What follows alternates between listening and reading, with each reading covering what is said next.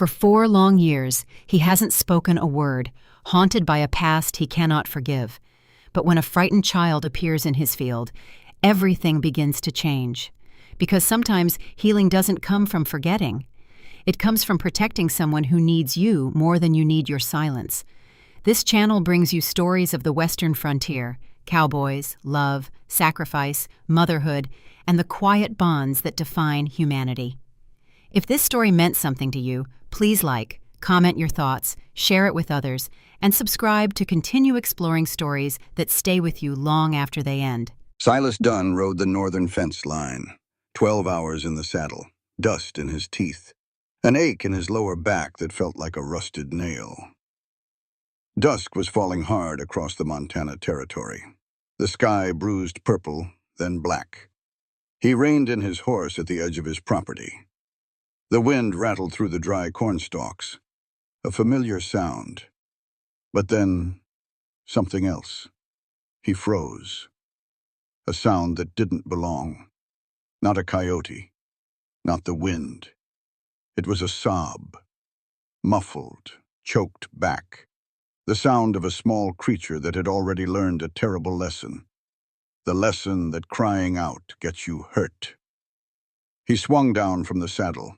His boots hit the dirt. No sound. 4 years of absolute silence had taught him how to move like a shadow. He parted the stalks. Dry leaves scraped against his heavy canvas coat. There, a little girl, maybe 6 years old, wearing a torn gray cotton dress. She shrank back into the dirt like a cornered rabbit. Silas didn't move.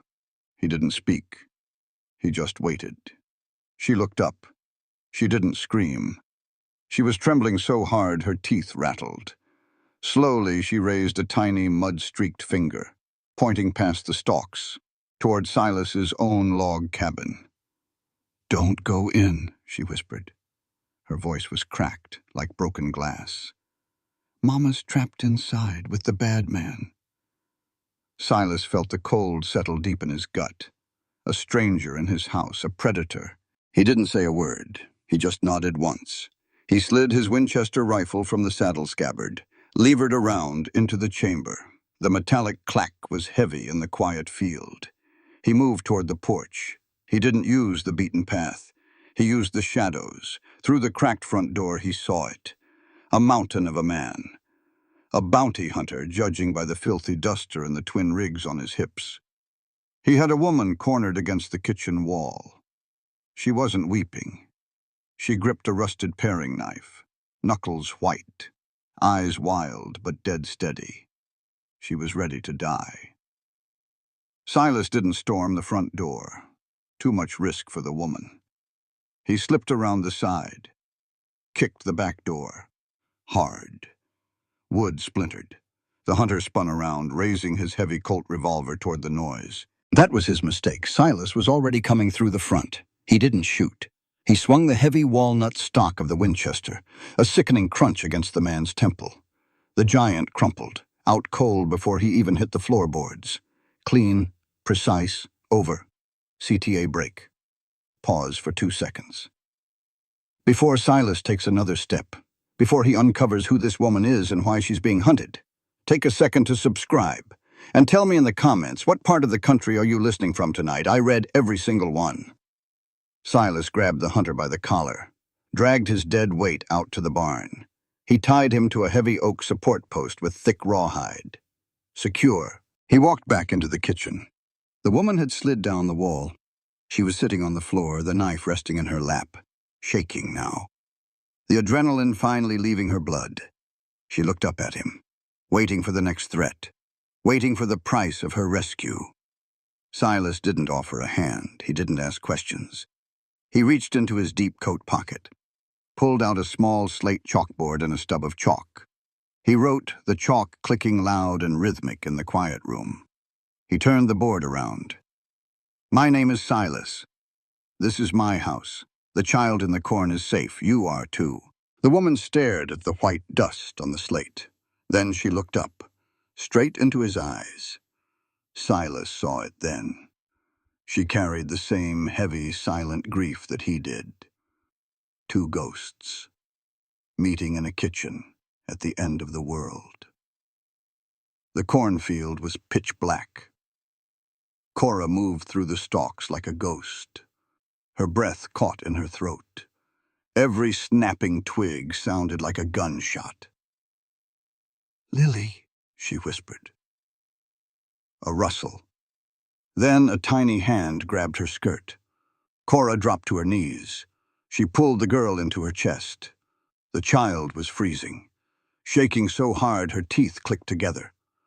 Cora picked her up. The girl was 6, but she felt as light as a bundle of dry kindling. They walked back to the cabin. The front door was open. Warm yellow light spilled out onto the porch. Inside, the giant in the duster was gone. The kitchen was clean. A fire crackled in the cast-iron stove. Silas was standing by the table. He didn't look at them. He kept his eyes on his work. He was ladling hot venison stew into 2 ceramic bowls. Steam rose into the rafters. It smelled like black pepper and meat. It smelled like survival. He pushed the bowls to the edge of the table. He set down a loaf of sourdough bread, a hunting knife to cut it. Then he walked to the bedroom door. He opened it. Clean sheets, a heavy wool quilt. He walked back to the table. He took a heavy brass key from his pocket. He laid it next to the bread. He didn't write on his board this time. He just pointed to the food, pointed to the room, pointed to the key. Then he picked up his coat, took his rifle, and walked out the back door, heading for the barn, leaving them alone in his home. Cora stared at the key. For 10 days, she had slept with one eye open, in ditches, under overturned wagons, in the freezing rain, always listening for the sound of horses, always waiting for the heavy hand of Burl Haskett to grab her by the hair. She picked up the key. The metal was warm from his pocket. That night, they ate until their stomachs hurt. They washed their faces with warm water and lye soap. They climbed into the bed. Cora turned the key in the lock. The heavy clunk of the deadbolt sliding into place was the most beautiful sound she had ever heard. Lily fell asleep instantly. But Cora lay awake, staring at the ceiling timbers, listening to the wind outside, and thinking about the quiet man sleeping in the cold dirt of the barn.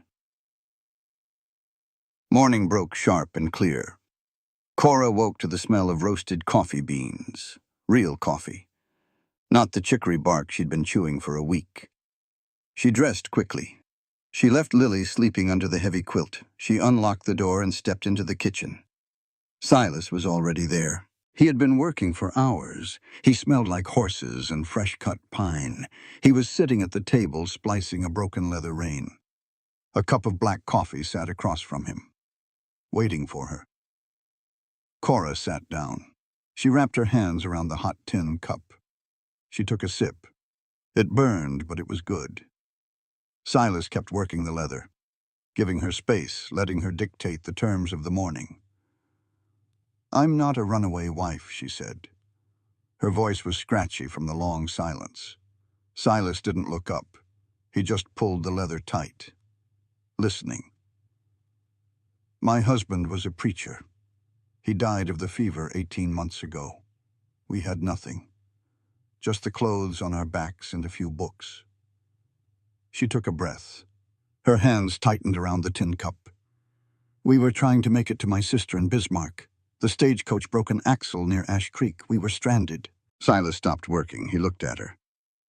"Burl Haskett owns the way station at Ash Creek," she said. Just saying the name made her stomach turn. "He told us we could stay in the back room until the next stage came through. He said it was Christian charity. I believed him. That was my first mistake." Silas picked up his chalk. He wrote on the small slate sitting next to his coffee. "The debtor laws," Cora nodded. A bitter smile touched her lips. "You know them." A week later, he handed me a bill. Board, food, protection. It was 10 times what a night in a fine hotel would cost. I couldn't pay it. And in this territory, if a woman can't pay her debts, she becomes the debt. Silas's jaw tightened. A muscle twitched in his cheek. "He took my papers. He took my wedding ring. He told me I would work it off, serving drinks, cleaning rooms." Cora looked down at the table. entertaining his guests. If I refused, he said the law gave him the right to take Lily, to put her in the territorial orphanage, to sell her labor. The kitchen was dead silent. The fire popped in the stove. I watched the way he looked at her, Mr. Dunn. He brought her peppermint sticks. He touched her hair. He told her she was a pretty little thing. Cora's voice shook. The panic was rising in her throat again. I waited until he was drunk. We climbed out the window. We've been running ever since. Silas stared at her. His eyes were dark, stormy. Cora stood up. She pushed the coffee away. "He's coming," she said. "The man you tied up in the barn last night. Haskett sent him, which means Haskett isn't far behind. We have to leave. I won't bring ruin to your door. You saved us once. That's more than I could ever ask." She turned toward the bedroom to wake her daughter, to run again. Silas stood up. He didn't grab her arm, he didn't touch her. He just stepped into the doorway, blocking her path. Cora stopped. "Please, let us go. You don't know Haskett. He owns the sheriff in Ash Creek. He owns the judges. The law is on his side." Silas picked up his slate. He wiped it clean with the sleeve of his shirt. He wrote fast, hard. The chalk snapping under the pressure. He held it up. "The law out here is written by men with money. It is enforced by cowards." He wiped the board. Wrote again. "But this land is mine." He wiped it one last time. He held the board right in front of her, his eyes locking onto hers, fierce, unblinking. "You stay. He has to go through me." Cora looked at the rough white letters. Then she looked at the man. In her 29 years, men had looked at her with lust, with pity, with contempt. But Silas Dunn was looking at her differently. He wasn't looking at a victim. He wasn't looking at a piece of property to be claimed. He was looking at an equal, a survivor. The tightness in her chest, the iron band that had been suffocating her for 10 days, suddenly snapped. She didn't cry, but she let out a long, shaky breath. "Okay," she whispered. "We stay." Silas nodded once. He set the board down. He picked up his leather rein, his coffee, and his rifle. He walked out the front door. He had a property line to watch. Silas heard them before he saw them, the heavy rhythmic thud of hooves on hard-packed dirt. 3 riders coming fast from the south, kicking up a tail of pale dust that hung in the morning air. He was standing by the water trough. He didn't reach for his Winchester. He didn't panic. He just pulled the rag from his back pocket and slowly wiped the grease from his hands. He had cut the bounty hunter loose at dawn. Kicked him off the property without a horse. Told him with a look exactly what would happen if he ever crossed the property line again. The hunter had walked. And now, the hunter's boss was here. Silas walked to the heavy oak gate at the edge of his yard. He leaned against it, waiting. The riders pulled up. The horses stamped and snorted, lathered with sweat. The man in the center was Burl Haskett. He was thick through the chest, wearing a fine wool suit that looked ridiculous out here in the dust. He had a gold watch chain draped across his vest, a silver-handled revolver strapped to his hip. He smelled like cheap cologne and stale whiskey. The 2 men flanking him were hired guns, scrawny, mean-eyed, hands resting casually near their holsters. Haskett looked down at Silas. A greasy smile spread across his face. "Done," Haskett said.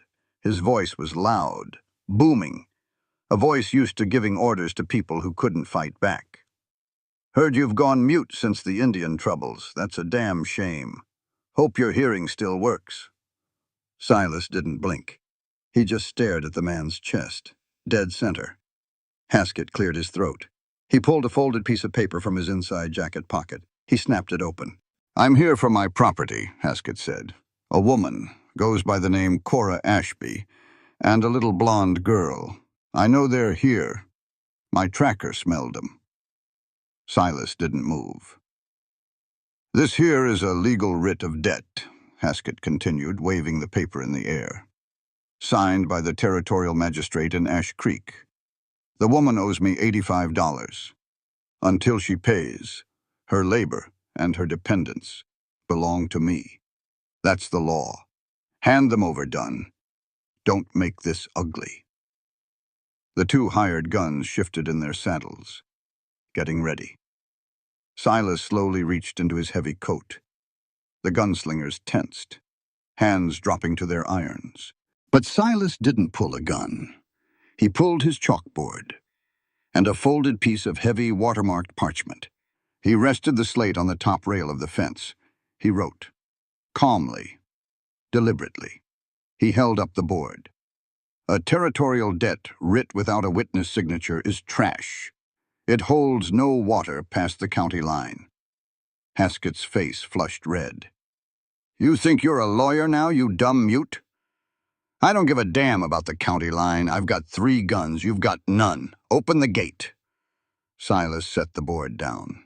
He unfolded the parchment. He held it up for Haskett to see. It was a federal land patent, signed by the United States Land Office, stamped with the heavy red wax seal of the federal government. Silas picked up his chalk. He wrote underneath his previous sentence, "This is patented federal land. Homestead Act of 1862. Armed trespassing on federal land with intent to kidnap is a federal offense. The penalty is hanging."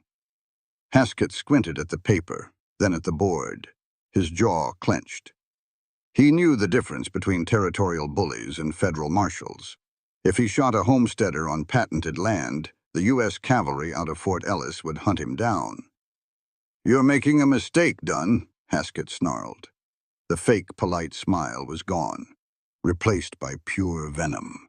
"You think you're protecting a respectable widow? You don't know what she is." Silas didn't react. He just stood there, a wall of stone. Haskett leaned over the saddle horn. He lowered his voice, making sure it carried across the yard, making sure it hit the cabin. "Ask her about the kid," Haskett said. "Ask her whose blood is in that little girl's veins. She ain't the saint she's playing. You keep 'em. You're harboring a thief. I'll be back, Dunn, and next time I'll bring the federal marshal with me." Haskett yanked his horse's reins hard. The animal reared slightly, then spun around. "Let's go," Haskett barked. The 3 riders kicked their horses and galloped off, heading back south. Silas watched them until they were nothing but a speck of dust on the horizon. Only then did he fold his federal patent and put it back in his pocket. He turned around and walked back toward the cabin. The front door was cracked open. Cora was standing in the shadows of the hallway. Her face was ashen, white as bone. She had heard everything. She was clutching Lily to her chest. The little girl had her face buried in Cora's shoulder, her small hands gripping the fabric of Cora's dress like a lifeline. Cora looked at Silas. Her eyes were wide with terror, terrified that the seed of doubt Haskett had planted had taken root, terrified that Silas would finally ask the questions she couldn't answer, ask her about the kid, ask her whose blood is in that little girl's veins. Silas stopped at the bottom of the porch steps. He looked at the trembling woman. He looked at the frightened child. He knew how easy it was to break someone who was already cracked. He knew the damage a single question could do. He didn't ask. He didn't pull out his chalkboard. He didn't demand the truth. Instead, he walked past the door. He went to the side of the house where a small patch of wild bluebells had managed to survive the autumn frost. He knelt down. He carefully dug up a small clump of the flowers, keeping the roots intact in the soil. He found an empty tin coffee can by the woodpile. He packed the dirt and the flowers inside. He walked back up the steps. Cora was still standing there, barely breathing. Silas didn't look at her with suspicion. He didn't look at her with pity. He just held out the tin can. Cora stared at it. Then she looked up at him. He pointed to the small window in her bedroom, the one that caught the morning light. He was telling her, in the only language he had, "Put these in the window. You're staying. You're safe. Your secrets are your own." Cora slowly reached out. Her hand brushed his rough knuckles as she took the tin can. A single tear broke free and tracked down her dusty cheek. Silas nodded. He touched the brim of his hat. Then he turned around and went back to work. He had fences to mend. and a war to prepare for. The frost came early that year. It crept over the valley overnight, painting the long prairie grass brittle and white, turning the mud in the yard into iron. For the first time in weeks, Cora wasn't running. The silence of the ranch was heavy at first. Back in the towns, silence meant someone was sneaking up on you. Out here, silence just meant the land was resting. Cora had to learn how to rest too, but rest didn't mean sitting still. Sitting still made the memories creep back in. Haskett's sour breath, the sound of the stagecoach breaking down, the cold terror in Lily's eyes. So Cora worked. She found an old pair of canvas work gloves in the barn, too big for her hands, but they kept the blisters at bay. She started in the garden, pulling up the dead frozen roots of summer squash, turning the dark soil over with a heavy iron spade. Physical labor was a different kind of medicine. It made her muscles ache. It made her hands rough. But it cleared her head. Silas watched her, but he didn't interfere. He didn't rush over to take the spade from her hands. He didn't tell her it was a man's job. He understood without her saying a word that she needed to feel useful. She needed to earn her space. But he made the work easier, quietly, in the margins. One morning, Cora went out to split kindling for the stove. The axe was heavy. The handle was thick, meant for a man's grip. She swung it awkwardly, jarring her shoulders with every strike. The next morning, she walked out to the woodpile. There was a new axe resting against the chopping block. The handle was shorter, sanded down smooth to fit her grip. The blade was honed to a razor edge. Silas was already out in the far pasture. He never mentioned the axe. 2 days later, she went out to hang the washing. She had been standing on an overturned wooden bucket just to reach the heavy rope line. It was unsteady, dangerous in the frost. When she carried her heavy wicker basket out that Tuesday, the line was different. Silas had retied the knots, lowered the entire line by 6 inches, exactly chest high for her. He didn't ask for a thank you. He didn't linger to see her reaction. He just did the work of making the world a little softer for her. No poetry, no grand promises, just an axe handle and a lowered rope. Out here, that was how a man said, "I see you." Lily saw it too. The child hadn't spoken a single word since the cornfield. The doctors back east called it an affliction of the nerves, selective mutism. The terror had locked her jaw from the inside. Cora didn't push her. She knew the words would come back when the world felt safe enough to hold them. Instead, Lily shadowed Silas. Everywhere the big cowboy went, the little girl was 3 steps behind him. When he brushed down his roan gelding, Lily sat on a hay bale and watched. When he oiled his saddles, she sat on the porch steps, her chin resting in her hands. Silas never shooed her away. He just made room. He started keeping a spare piece of chalk in his left pocket. His right pocket held the chalk for his words. The left pocket was for her. One evening, the wind howled outside, rattling the window panes. Silas was sitting by the hearth, cleaning his Winchester. Cora was at the kitchen table, mending a torn shirt. Lily was on the floor rug, playing with a set of carved wooden blocks Silas had pulled from an old trunk. Silas finished oiling the rifle. He set it aside. He picked up his slate board and set it on his knees.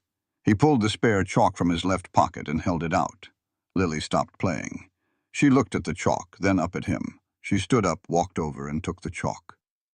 Her tiny hand brushed his scarred knuckles.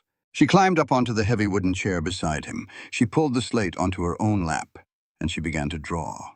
Cora stopped sewing. She watched them, holding her breath. Lily drew with intense focus, white dust falling on her gray dress.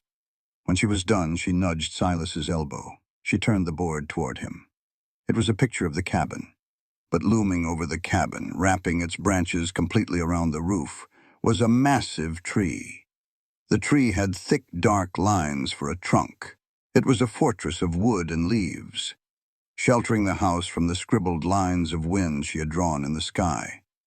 Silas looked at the drawing for a long time. The firelight flickered across his face. He didn't smile. He rarely did. But the tight, guarded lines around his eyes softened. He gently took the chalk from Lily's hand. He didn't erase her drawing. He moved his hand to the bottom corner of the slate, right at the roots of the massive tree. With 3 quick, delicate strokes, he drew a flower, a tiny, perfect daisy, growing right out of the tree's roots, safe, protected. He handed the board back to Lily. Lily looked at the flower. Then very slowly she rested her head against Silas's heavy arm just for a second. Silas froze. His massive shoulders went stiff. He didn't know what to do with his hands. He finally just let his arm rest there, becoming a solid, unmoving wall for her to lean against. Cora looked down at her sewing. Her vision was blurred. The needle was trembling in her fingers. She realized something then, something deep and terrifying and beautiful. They weren't just surviving the winter. They were taking root. Winter didn't arrive with snow. It arrived with water. A cold, relentless rain started on a Tuesday and didn't stop for 3 days. It turned the prairie into a gray ocean. The creek swelled, tearing down its banks. The yard turned into a boot-sucking mire. Inside the cabin, the dampness seeped into the bones. On the morning of the 4th day, Cora was at the stove boiling coffee. Silas was out in the weather checking the livestock. He had been gone since before dawn. Then she heard it, over the sound of the hammering rain, a deep, heavy rumble, like thunder rolling underground. The floorboards vibrated beneath her boots. She ran to the window. Out near the northern tree line, where the land sloped down toward the creek, the earth had given way. A massive mudslide had sheared off the side of the hill. Tons of saturated soil had collapsed into the ravine. Cora grabbed her heavy wool shawl. She threw open the door and stepped out into the freezing rain. "Silas!" she yelled. The wind tore the name right out of her mouth. She fought her way across the yard. The mud pulled at her boots. The rain blinded her. She reached the edge of the collapse.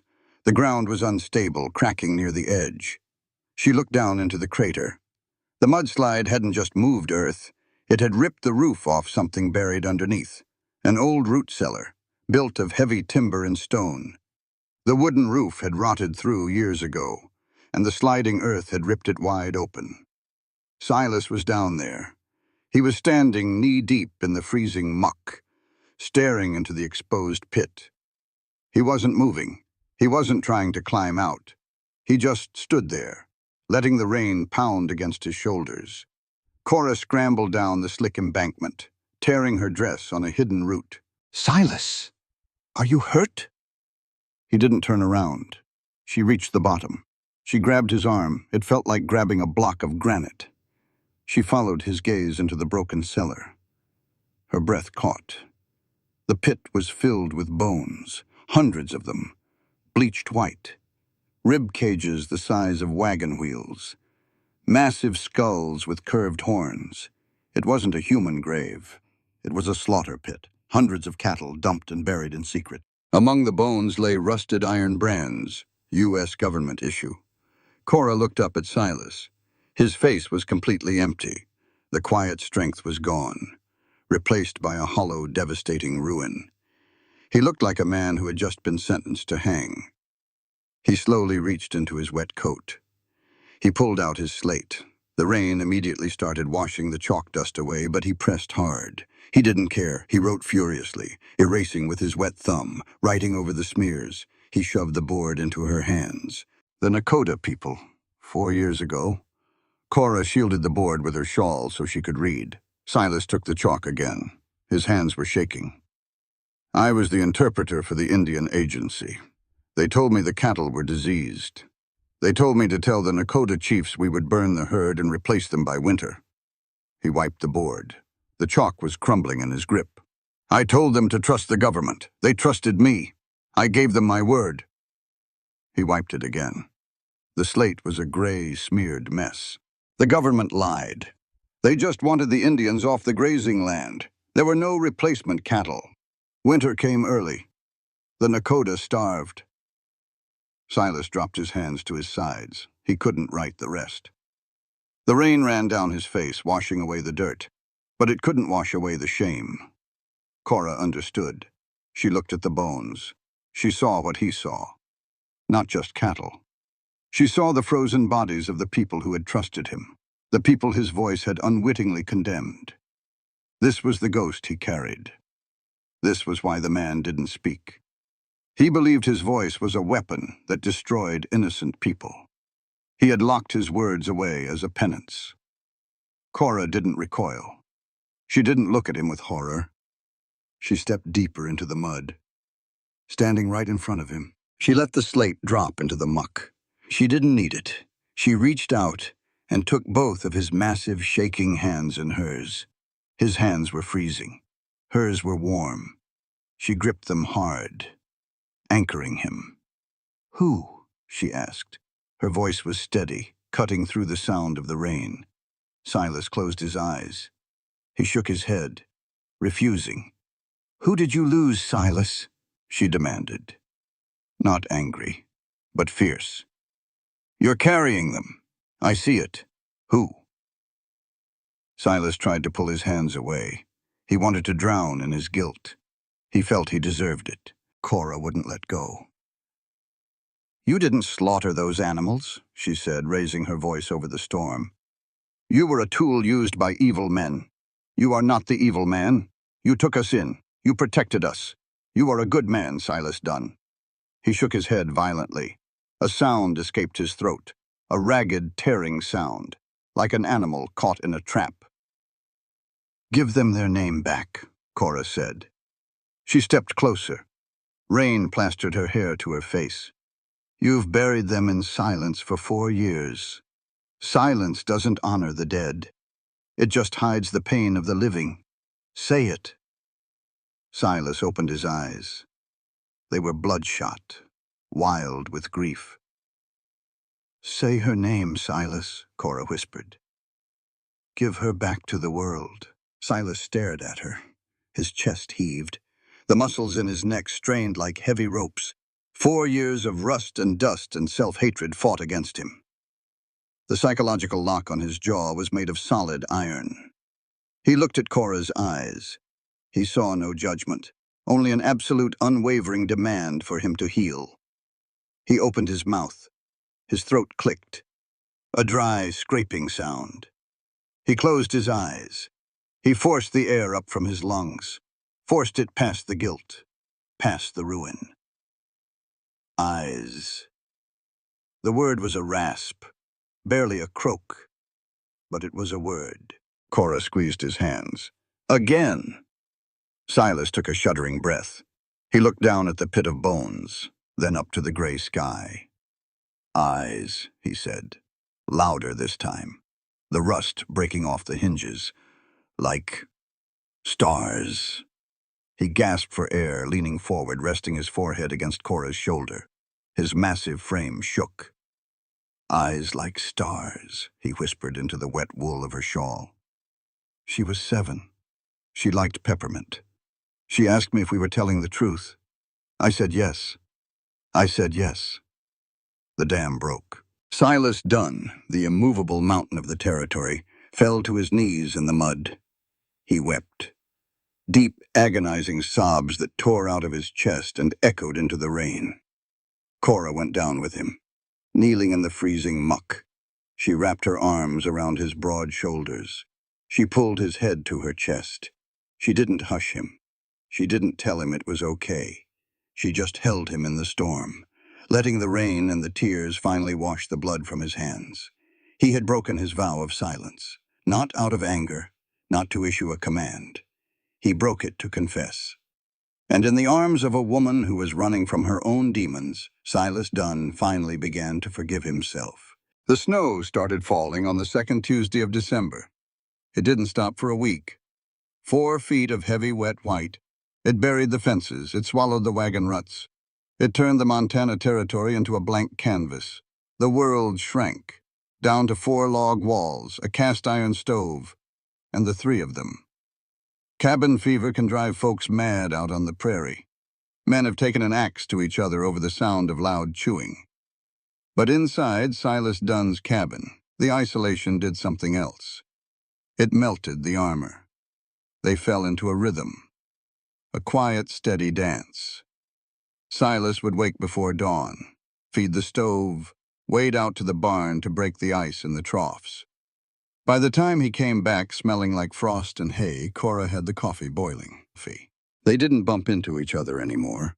They moved around the small space like they had been doing it for years. With the chores done early, the long afternoons stretched out. They had to fill the time. One afternoon, Silas walked out of his bedroom carrying a heavy canvas roll. He set it on the kitchen table. He unrolled it. Inside rested a Colt single-action Army revolver. Blue steel, walnut grips, heavy. He pointed to the gun. Then he pointed to Cora. Cora wiped her hands on her apron. She stepped up to the table. She had never held a handgun. Her husband, the preacher, had believed the Lord would provide protection. The Lord hadn't stopped Burl Haskett. Silas picked up the unloaded gun. He handed it to her. It was heavier than she expected. The steel was cold. Silas stepped up beside her. Close. She could feel the heat radiating off his wool shirt. He reached out and gently adjusted her grip, his rough, calloused fingers wrapping around her smaller hands, moving her thumb away from the hammer. He didn't write anything down. He just tapped her shoulder, stood straight, pointed his own empty hand like a gun, showed her the stance. Cora mirrored him. He tapped the bottom of the grip, telling her to hold it tighter. For an hour they stood in the kitchen, Silas teaching her the mechanics of survival, how to cock the hammer, how to sight down the barrel, how to squeeze the trigger without jerking the barrel down. No words, just the heavy click-clack of the revolver and the steady rhythm of their breathing. A few nights later, Cora returned the favor. Silas was going over his property deeds, the original land patent from the 1860s. He was squinting at a section written by the original surveyors, French trappers who had mapped the river bends before the government moved in. Cora watched him trace the faded ink with his finger. She walked over, leaned down over his shoulder. La limite s'étend jusqu'au vieux chêne, she read softly. Silas looked up at her, surprised. It means the boundary extends to the old oak tree, Cora said. I grew up in missions. We traveled through Quebec before we went south. I picked up the language. Silas slid the paper toward her. He tapped the next line. Cora pulled up a chair. They sat shoulder to shoulder, the oil lamp burning low between them. She read the French, translated it to English. Silas nodded, making notes on his slate. He was a smart man. He absorbed the words like dry earth taking water. Outside, the wind howled. Inside, they were building a bridge, one word, one bullet at a time. The peace broke in late January. It was a blizzard, the kind that drops the temperature so fast the trees snap in the woods. The wind sounded like a freight train roaring right over the roof. In the dead of the night, a scream tore through the cabin. Cora was out of bed before her eyes were fully open. She ran into the main room. Lily was sitting straight up on her cot by the fire. Her hands clamped over her ears, screaming, a raw, ragged sound of pure terror. Lily, I'm here. Mama's here. Cora dropped to her knees. She pulled the thrashing child into her chest. Lily was fighting, caught in the nightmare. Back in the way station. Back with the bad man. It's just the wind, baby, Cora whispered, rocking her. It's just the wind. He's not here. I've got you. A floorboard creaked. Cora looked up. Silas was standing in the doorway of his room. He had his rifle in his hand. He had heard the scream and come ready for war. When he saw it was just a nightmare, he lowered the barrel. But he didn't go back to bed. He stepped into the room. He walked over to the stove and tossed in 2 thick logs, building the fire up, pushing the cold back.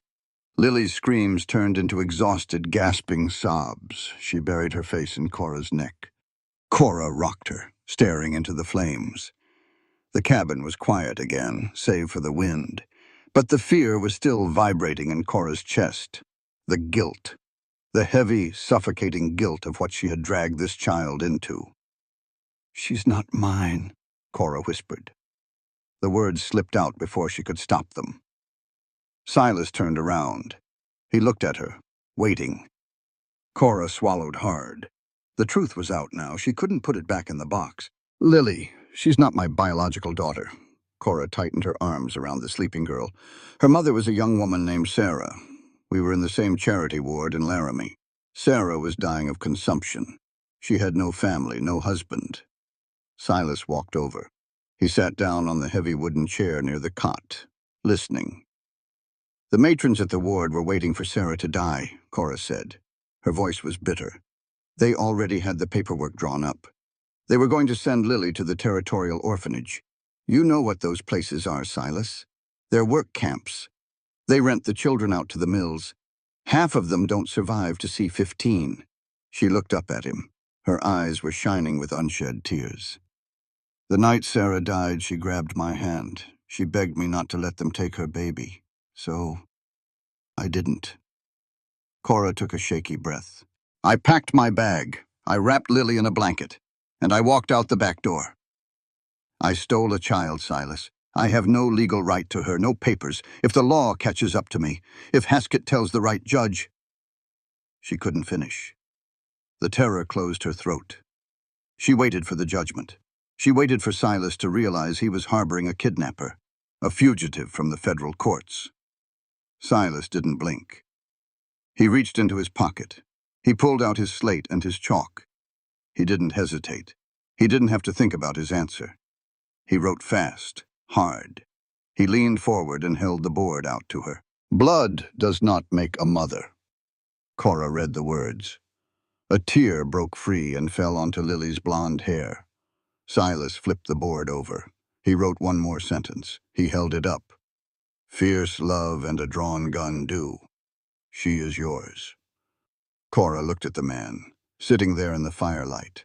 A man who had lost everything, telling her that she had a right to keep the one thing she loved. She reached out. She didn't take the board. She wrapped her hand around his, over the chalk, over the rough, scarred knuckles. Thank you, she whispered. Silas didn't pull away. He just nodded. Once. Outside, the blizzard raged on. But inside the cabin, the winter finally broke. Spring comes to Montana like a kick in the teeth. One day it's ice. The next, the Chinook winds blow in from the mountains. The snow turns to slush. The creeks swell. The ground turns into a thick, sucking gumbo of mud. It was the first week of April, the thaw. Silas was out in the yard, repairing a wagon wheel. The sun felt good on his back.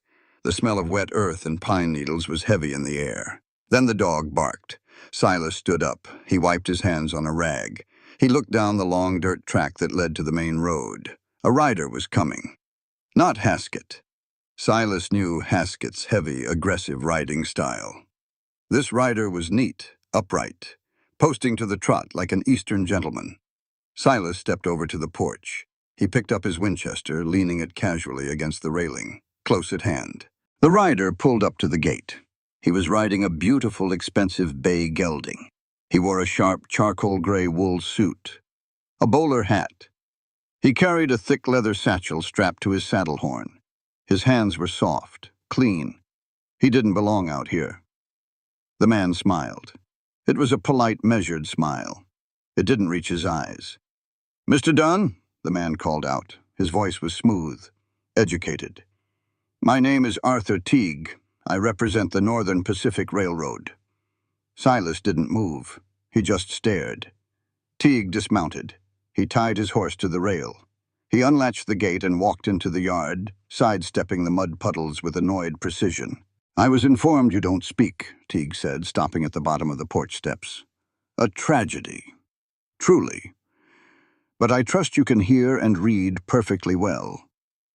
Silas gave a slow, deliberate nod. "Excellent." Teague patted his leather satchel. "I'll get right to the point, Mr. Dunn. The railroad is expanding its northern spur. We're surveying the valley. Your property sits right in the middle of our preferred corridor." Silas reached into his pocket. He pulled out his slate. "Not for sale." He held it up. Teague chuckled, a dry, patronizing sound. "Every man has his price, Mr. Dunn. But I'm not actually here to negotiate a market value sale. You see, our surveyors ran a check on the Territorial Land Registry in Helena." Teague opened his satchel. He pulled out a crisp sheet of paper. "It appears there was a clerical error in your original homestead filing," Teague said smoothly. "The coordinates are off by 3 degrees. Legally speaking, your patent is invalid.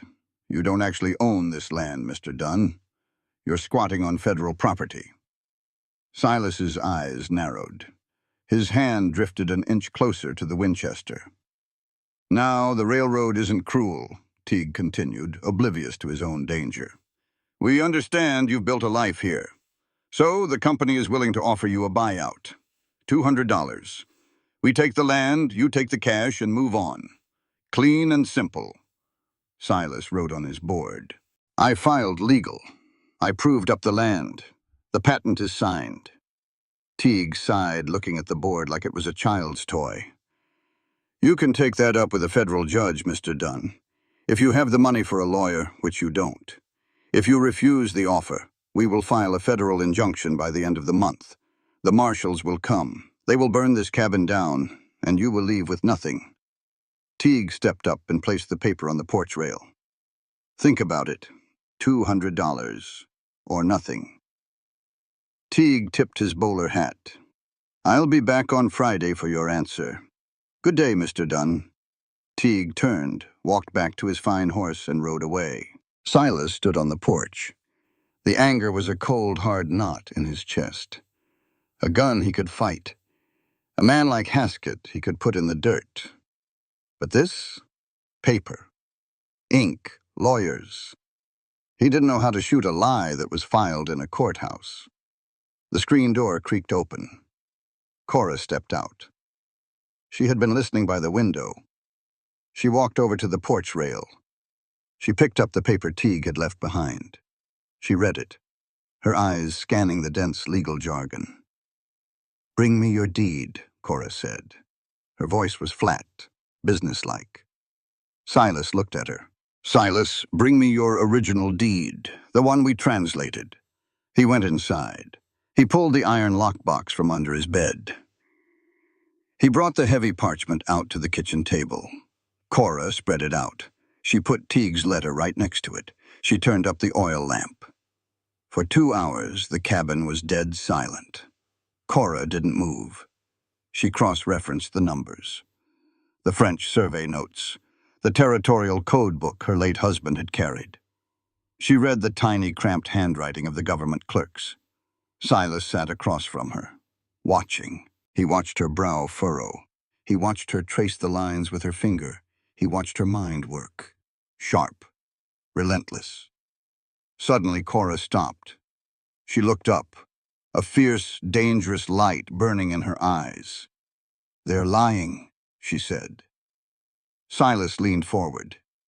"It's not a clerical error from the 1860s, Cora said. She tapped her finger hard on Teague's letter. "Look at this meridian coordinate. It says 32 degrees. Your original deed says 33, but in French, the number 33 was written out in letters. 33, not a numeral." Silas frowned, trying to follow. "Silas, a clerk didn't misread a number. Someone at the registry office intentionally altered the translation of the French word when they copied it for the railroad survey. They created the error, on purpose." She stood up, pacing the kitchen floor. "Haskett couldn't take the land with muscle, so he sold the idea to someone who could take it with paper. Teague is working a fraud, and if he files an injunction based on a forged translation, it's perjury. Federal perjury." Silas stared at her. He had spent his whole life fighting with his hands, with iron and lead. He had thought he was alone in the war for this land. He thought he had to be the only shield. But looking at Cora, her eyes blazing with righteous fury, her mind dissecting a legal trap that would have ruined him, he realized how wrong he had been. She wasn't just a woman he was protecting. She was a weapon. Silas reached for his slate. He wrote slowly. "Can you prove it to a judge?" Cora stopped pacing. She looked at him. She didn't look like a terrified widow on the run anymore. She looked like a general looking over a battlefield. "Give me ink," Cora said. "Give me paper, and give me 3 days. I'll write a legal brief that will make the Chief Justice in Helena choke on his morning coffee." Silas looked at her. The corners of his mouth twitched. It was the closest he had come to a smile in 4 years. He stood up. He walked over to the cupboard, pulled out the inkwell, and set it on the table. The men in suits thought they were dealing with a dumb, mute cowboy. They didn't know about the woman with the pen. They were about to find out. Spring gave way to early summer. The green prairie grass turned the color of baked straw. The heat was brutal. It settled over the valley like a heavy wool blanket, the kind of heat that makes the horizon shimmer and dance. Then the old well ran dry. It happened on a Tuesday. Silas went to draw water for the horses. The wooden bucket hit the bottom of the stone shaft with a dull, hollow thud. He pulled it up. Nothing but damp red clay. Out here, water was life. Without it, the ranch was just a graveyard waiting to happen. Silas didn't panic. He just grabbed his pickaxe and a heavy iron shovel. Down by the creek bed, the ground was lower. The water table sat closer to the surface. It was a good spot for a new well, but it meant digging through a solid shelf of limestone to get to it. They worked for 3 days. Silas swung the pick, breaking the rock. Cora hauled the heavy buckets of loose stone up with a thick hemp rope. They were covered in white dust, sweating right through their clothes. By the afternoon of the 3rd day, Silas hit the aquifer. Water seeped up through the cracked limestone. Cold, clear, beautiful. Silas climbed out of the hole, his boots caked in mud. He hauled up the first bucket of the new water. He held it out to Cora, let her have the first drink. Cora took the wooden ladle. She scooped the water. She drank. She stopped. She lowered the ladle. She tasted her own mouth, swallowing hard. "Silas," she said. He looked at her, wiping the sweat from his forehead with the back of his arm. "Taste this," she said. She handed him the ladle. Silas drank. He frowned. The water didn't taste like the crisp, sweet water from the old well. It had a sharp, heavy bite, like sucking on a copper penny, metallic, bitter. Cora knelt down. She looked into the wooden bucket. The sun was sitting low, casting a hard yellow light across the yard. She reached her fingers into the bottom of the bucket. She pulled up a handful of the wet, crushed rock Silas had just broken through. She washed the dirt away with the ladle. There it was, caught in the limestone grit, catching the sunlight. Tiny, heavy flakes of dull yellow, gold. Cora stared at the flakes in her palm. The air in her lungs just vanished. "It's not a railroad spur," she whispered. Silas stepped closer. He looked at her hand. Teague. The surveyor's error. The buyout, Cora said, the pieces snapping together in her mind like a steel trap. "They don't want your land for tracks, Silas. They know what's under the bedrock. They hit a vein upstream. They traced it here." Silas stared at the gold. He didn't look excited. He looked like a man who had just found a rattlesnake coiled in his boot. Gold didn't bring prosperity out west. It brought blood. It brought greedy men with guns. It brought the end of quiet things. Silas wiped his slate clean. He wrote fast. "We tell no one. We cover the whole."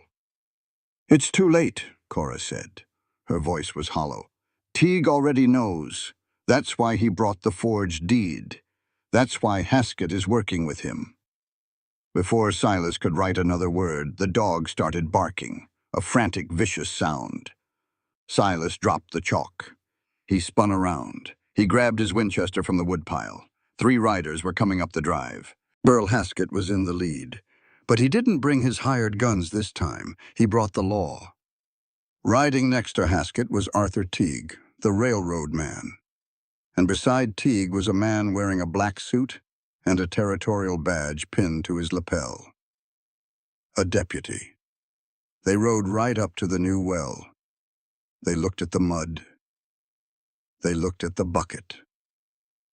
Teague smiled. That same cold, dead smile. "Looks like you struck water, Mr. Dunn. Or maybe something a little heavier." Silas jacked around into the Winchester's chamber. He didn't point it, but he held it across his chest. Ready. Put the rifle away, Dunn, Haskett said. He looked smug, like a wolf that had finally cornered a stray calf. You shoot a deputy, they'll hang you before sundown. Cora stepped up beside Silas. She didn't hide behind him. What do you want, Haskett? Haskett reached into his coat. He pulled out a thick document wrapped in a blue ribbon. I told you I'd be back, Haskett said. And I told you I don't need a gun to take what's mine. He tossed the document into the dirt at Cora's feet. That is a court order, Teague said smoothly, leaning over his saddle horn. Signed by Judge Blackwood in Ash Creek. It strips you, Cora Ashby, of any presumed guardianship over the minor child, Lily.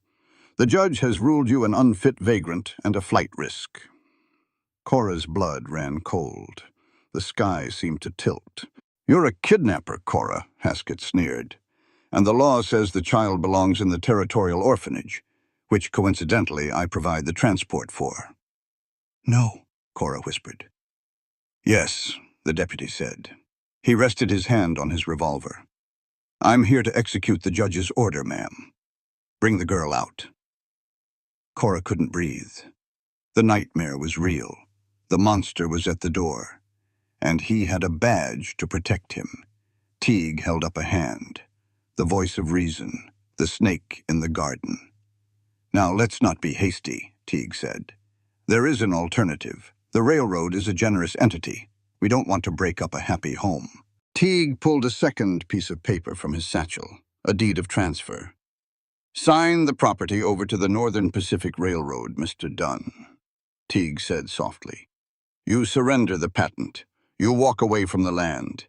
You leave the gold in the ground. If you do that, Haskett here drops his petition.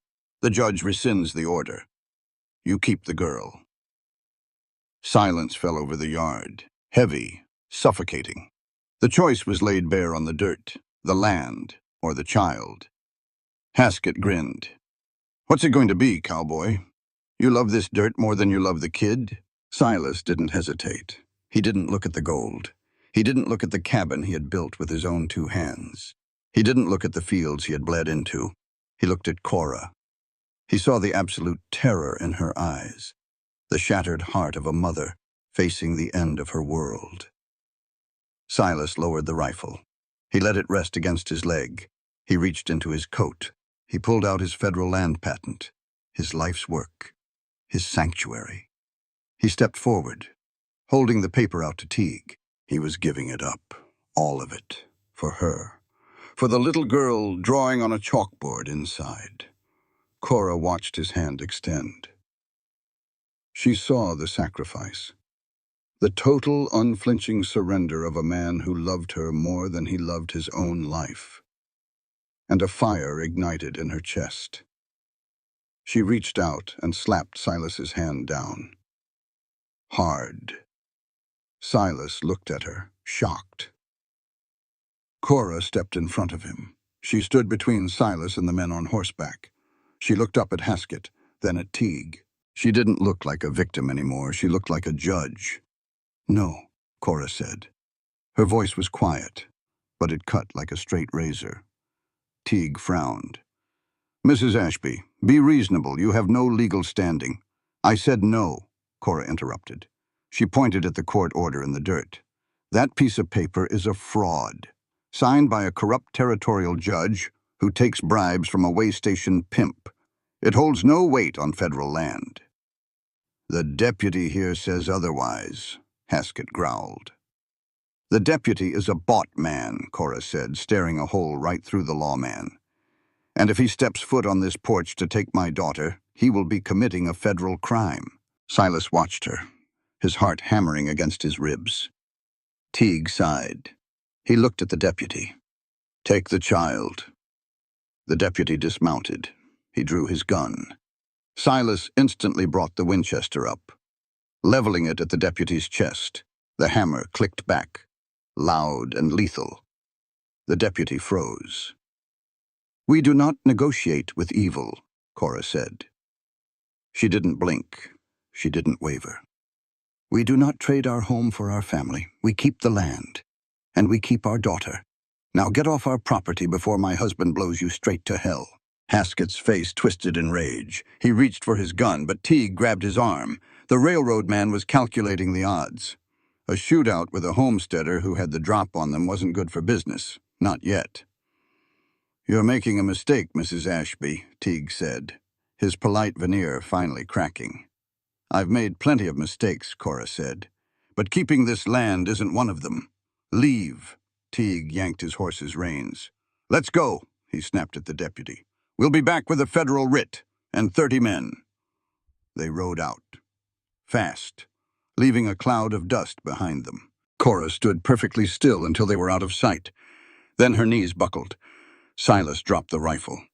He caught her before she hit the ground. He wrapped his massive arms around her, holding her tight against his chest. She was shaking, but she wasn't crying. Silas pulled back. He reached for his slate. He wrote a single word. "Why?" Cora looked at the chalk, then she looked into his eyes, too. "Because they wouldn't have kept their word, Silas. They would have taken the land, and then Haskett would have taken Lily anyway. Evil doesn't honor a bargain." She touched his face, her thumb brushing over his rough jaw. "And because I won't let you lose your home for me," she whispered.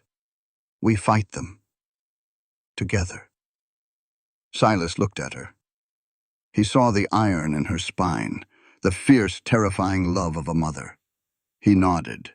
They had chosen war, and the war was coming. The war didn't wait for a federal judge. It came 3 days later. August had baked the prairie until it was nothing but dry tinder. The wind was blowing hard from the west. Hot, restless. Silas smelled it before he saw it. Smoke. He was in the barn, saddling the horses. He stepped out into the yard. The western horizon was black.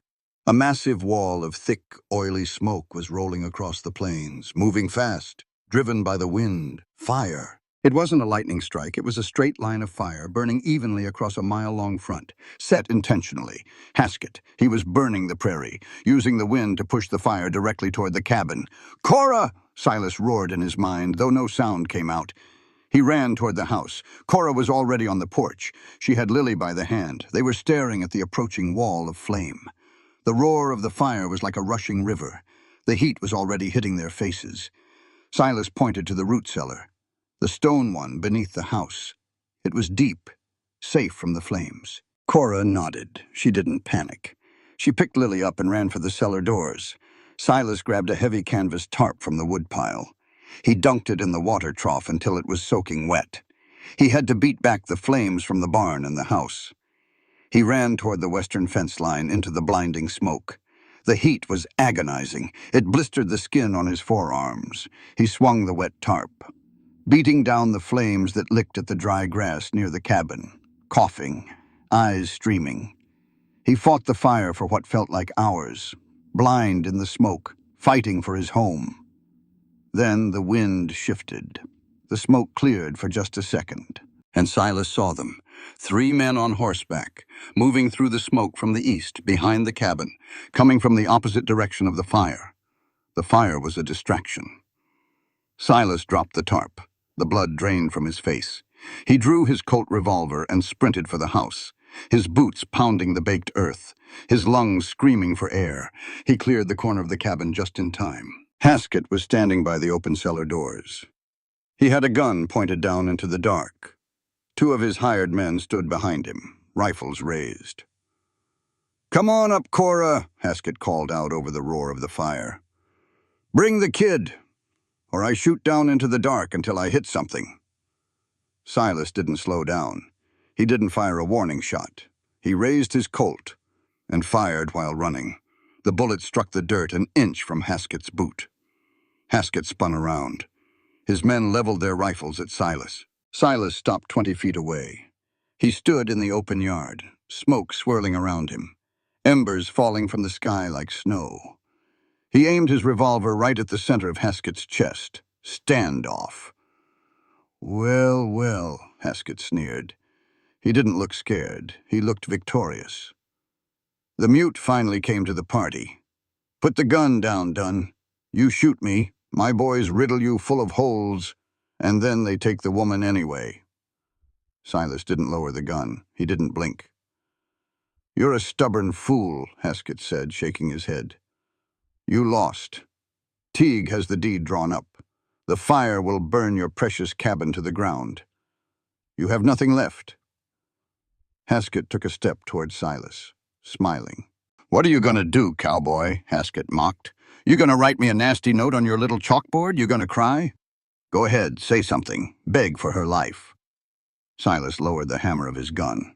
He didn't put the weapon away, but he let it rest at his side. He stood up perfectly straight. He rolled his shoulders back.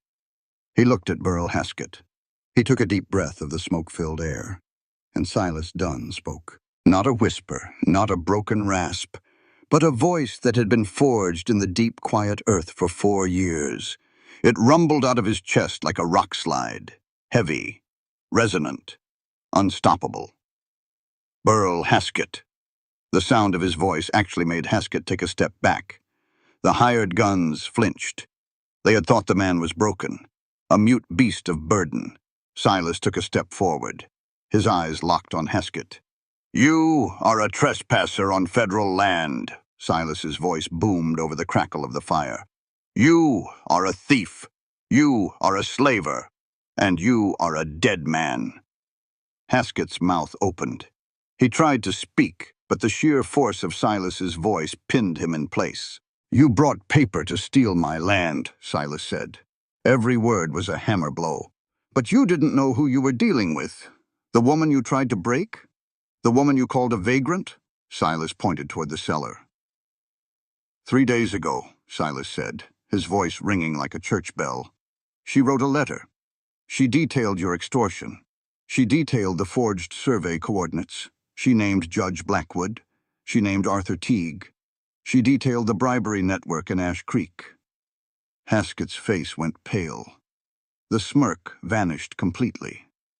"And she sent that letter," Silas continued, taking another step closer, "with the federal mail coach out of Willow Springs, addressed directly to the federal Chief Justice of the Montana Territory, a man who happened to be her late husband's mentor." One of the hired guns lowered his rifle, looking at Haskett with sudden panic. "The letter arrived in Helena yesterday," Silas said. "The federal marshals are already riding. They aren't coming for my land, Haskett. They're coming for you." "You're lying!" Haskett screamed, panic finally breaking his voice. "Shoot him! Shoot him now!" The hired guns didn't move. They were paid to intimidate homesteaders. They weren't paid to hang for federal murder. "Drop your guns, ride out, or die right here," Silas ordered, his voice absolute. The 2 hired men looked at each other. They dropped their rifles in the dirt. They turned, ran for their horses, and rode away, abandoning Haskett. Haskett stood alone, shaking. He raised his gun toward Silas, desperate. But before he could pull the trigger, the earth beneath their feet let out a terrifying groan. The fire. The intense heat from the burning grass had dried out the loose soil near the creek bed. The ground was already compromised from the digging. The earth violently shifted. A localized tremor. The new well, the deep shaft Silas had dug through the limestone, collapsed. With a deafening roar, tons of rock, clay, and mud caved in on itself. The ground sank 10 feet in a matter of seconds. Haskett stumbled backward, falling onto his back as the earth shook. Silas stood his ground, watching. When the dust cleared, the new well was gone, buried under a massive, impenetrable slab of collapsed limestone bedrock. The water was sealed off, and the vein of gold was buried forever, thousands of feet below the earth, unreachable without a massive industrial mining operation. An operation the railroad would never fund, now that the federal government was investigating them. The earth had taken back the prize. Haskett looked at the collapsed crater, his eyes wide. He realized what had just happened. The gold was gone. His leverage was gone. His freedom was gone. He had set the fire to win, and the fire had destroyed the only thing he wanted. Silas raised his Colt. He pointed it down at Haskett. "Get on your horse," Silas said, the rust returning to his voice now that the speech was done. Keep riding until the marshals catch you. You ever come near my family again, I won't use my voice." Haskett scrambled to his feet. A broken, pathetic man. He ran to his horse, climbed into the saddle, and spurred the animal away through the smoke. Silas watched him go. Then he turned around. Cora was climbing out of the cellar. She was covered in dirt, but she was holding Lily tight. She looked at the collapsed well. Then she looked at Silas. She had heard every word he said. Silas holstered his gun. He walked through the falling ash. He stopped in front of her. He didn't have his slate. He didn't need it. He reached out and pulled both Cora and Lily into his arms, holding them tight against his chest. The fire burned around the edges of the yard, but inside his arms they were finally, truly safe. It was exactly 1 year later, to the day. The smell of smoke was long gone. The prairie grass had grown back, thicker than before, greener. The burned earth makes for the best soil.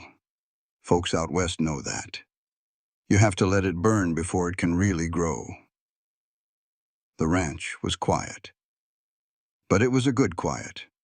Burl Haskett didn't hang, but he got 15 years in the federal penitentiary at Leavenworth. The marshals didn't play games with forged federal documents. Arthur Teague and his railroad moved on. They found an easier valley to steal, down south, where the homesteaders didn't fight back quite so hard. The gold stayed in the ground, buried under 1,000 tons of collapsed limestone, exactly where it belonged. And Lily? A rider came down from Helena in the spring. He carried a heavy canvas envelope with a red wax seal. Inside were the federal adoption papers, signed and stamped by the Chief Justice of the territory. She wasn't a stolen child anymore. She was Lily Dunn. They didn't go to town to get married. They did it right there, on the front porch. The same porch where Silas had stood down the fire and the men with guns. A traveling circuit preacher came through in late October. He stood on the top step, read from the good book, and asked for their vows. Silas didn't give a speech. He didn't write on his chalkboard. He just reached out. He took Cora's hands in his. His hands were rough, scarred from the fire, calloused from the pickaxe and the plow. He held her hands tight. He looked her dead in the eye, unblinking, steady as a mountain. That was his vow. "I stood between you and the storm, and I always will." Cora squeezed his hands. She didn't need the poetry. She had the proof. It was late afternoon. The sun was sitting low and heavy on the horizon, turning the Montana sky the color of a bruised peach. Silas walked out of the barn. He stopped at the edge of the yard. The new cornfield was high. The stalks were dry, rustling and whispering in the autumn wind, the exact same sound he had heard a year ago. He stood there, watching. Cora was out in the dirt, helping Lily gather the last of the late harvest. Lily was laughing, a bright, clear sound that carried across the yard. The selective mutism was gone, washed away by a year of safety. She never stopped talking these days, chattering to the horses, chattering to the dog, chattering to the wind. She was a child again. Silas stepped up to the edge of the stalks. He took off his hat. The wind ruffled his hair. It was graying a bit at the temples now.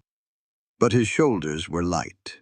The heavy, suffocating weight of the Nakota ghosts had finally lifted. He looked at the cabin, he looked at the land, and then he looked at his wife. Cora stood up. She dusted off her apron. She saw him standing there. She smiled.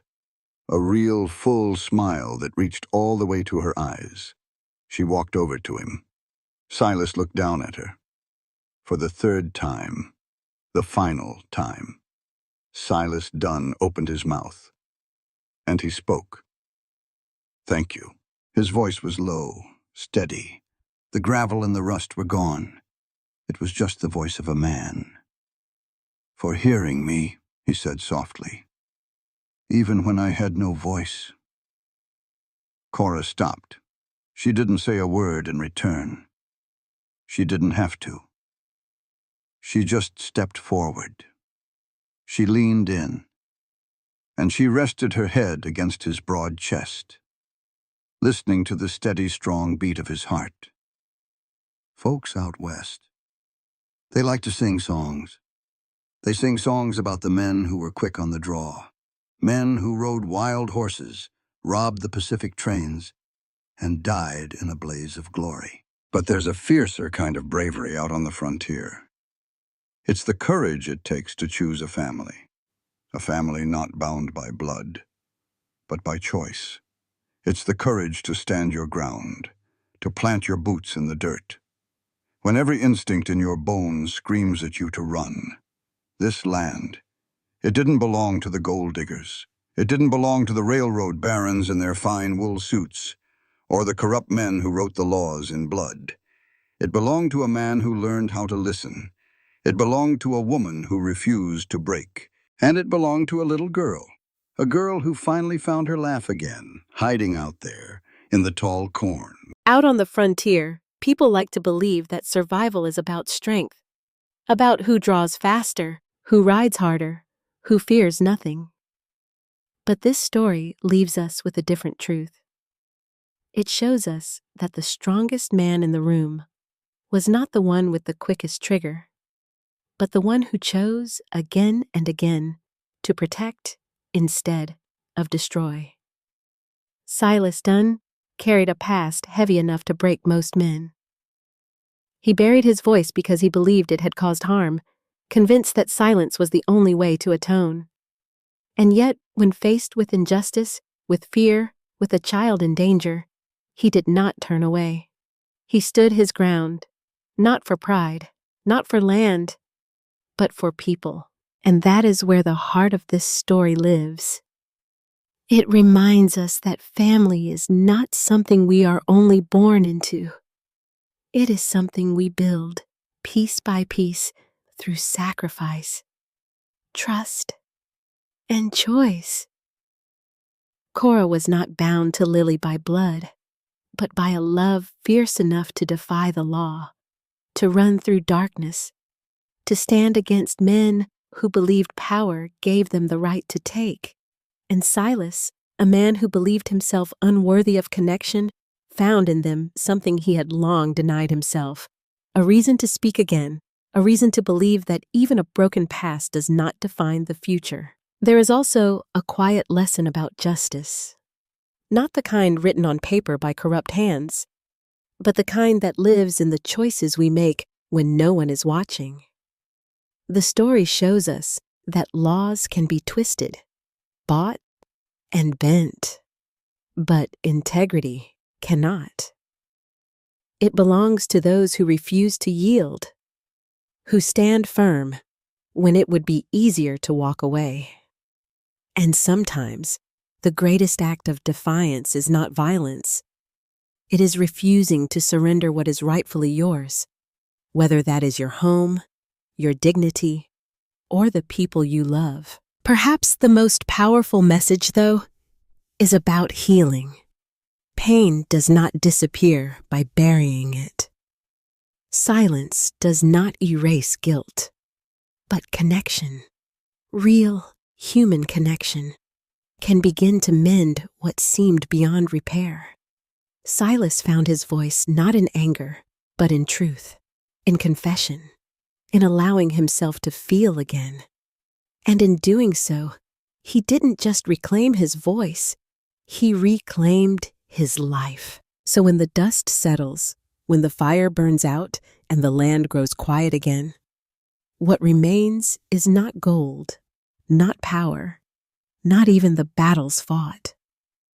What remains is something far more valuable, a man who learned to forgive himself, a woman who refused to break, and a child who found her laughter again.